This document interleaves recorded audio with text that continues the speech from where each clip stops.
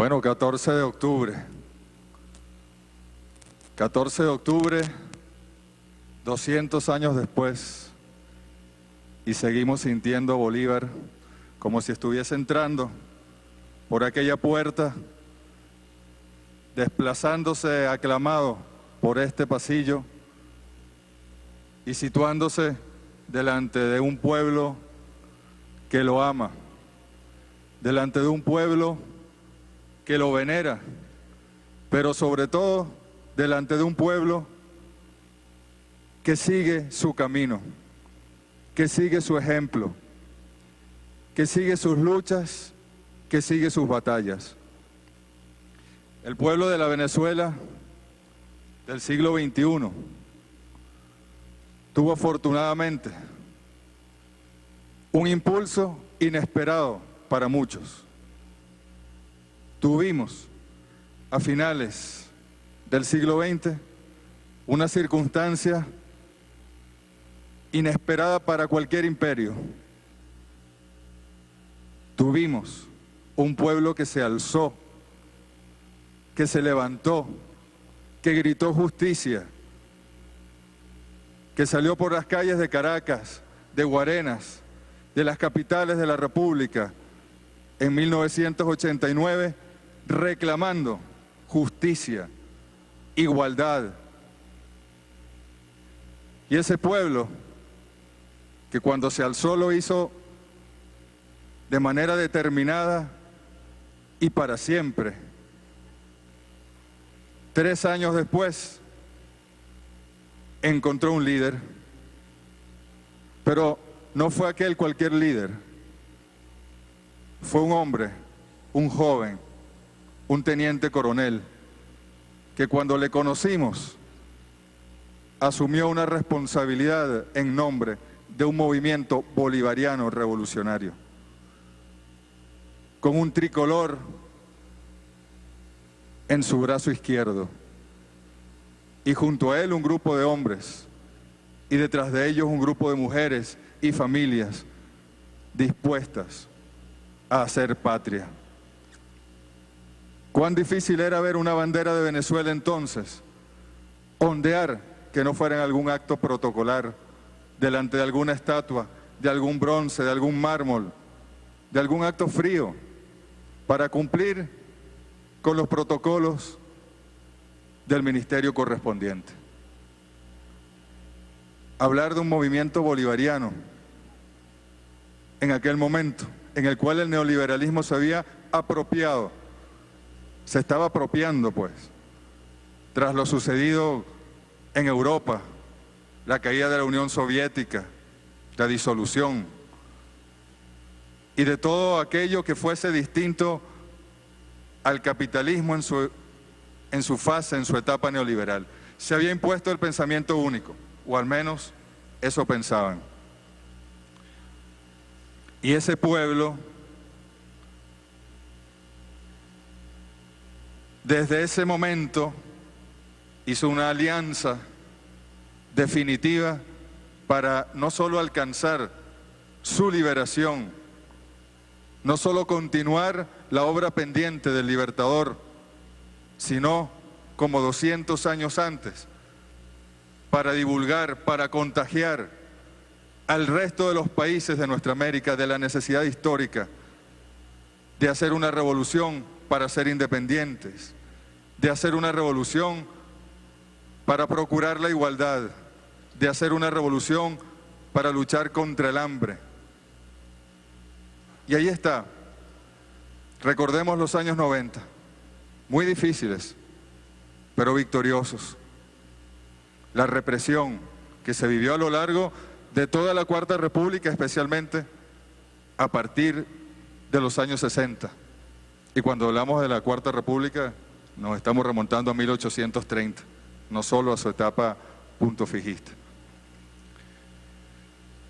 Los años 90. ¿Dónde estaba Bolívar en los 90? Estaba en el libro azul del comandante Hugo Chávez. Estaba en la agenda alternativa bolivariana, agenda alternativa bolivariana del comandante Hugo Chávez. Estaba en los movimientos que surgieron y que les prohibieron por la ley electoral llevar el nombre de Bolívar. Y ese pueblo, con ese líder, resucitó a Bolívar. Y hoy lo tenemos presente. Y precisamente a partir de este ciclo bicentenario, desde el 19 de abril del 2010 en adelante, bueno, el comandante supremo Hugo Chávez fue de verdad un hombre entregado a Bolívar. Y le puso toda la dedicación del mundo a que cumpliéramos con mucha rigurosidad, con mucha espiritualidad, esta etapa bicentenaria.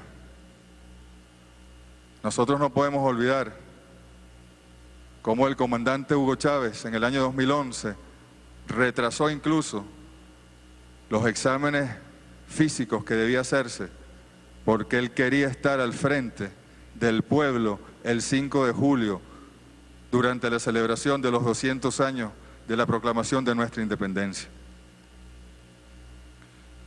Y lo estuvo, estaba aquí, nos dio la sorpresa. Se vino, convaleciente, pero se vino y estuvo aquí.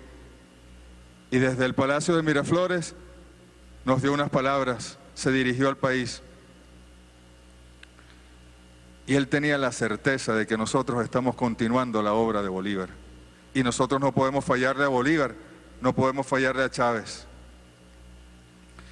Y la campaña admirable dentro de ese ciclo para el comandante Chávez fue una hazaña particularmente valiosa, corajuda, del libertador Simón Bolívar. Aquí, hace 200 años, un día como hoy, se cerraba de alguna manera la campaña admirable. Había logrado su objetivo.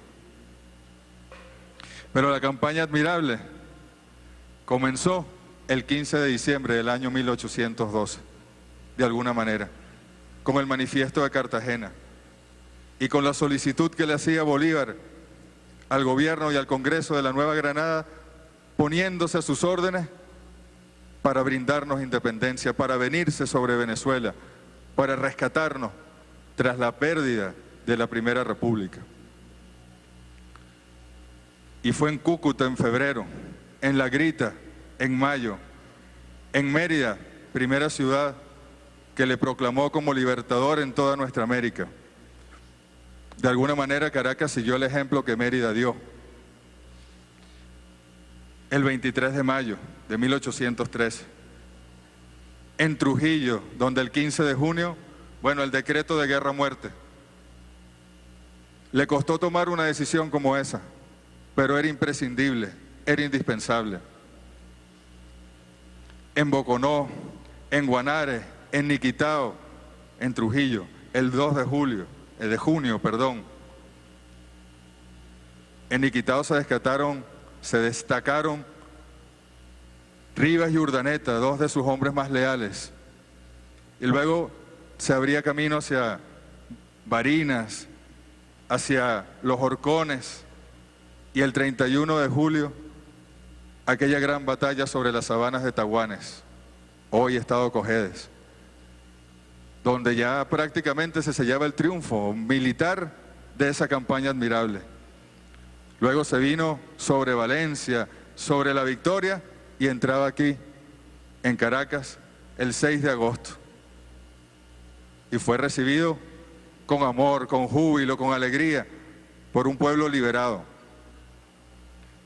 Decía Simón Rodríguez, su maestro, que los hombres no nacen cuando sus madres los alumbran, sino cuando sus ideas comienzan a iluminar a la humanidad.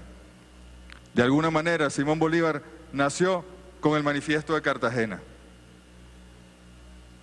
Y la campaña admirable fue la concreción de esa teoría que él esbozó en ese manifiesto y comenzó a iluminar a la humanidad. Y cuando seres como estos iluminan la humanidad, se hacen inmortales, porque su luz nunca se apaga.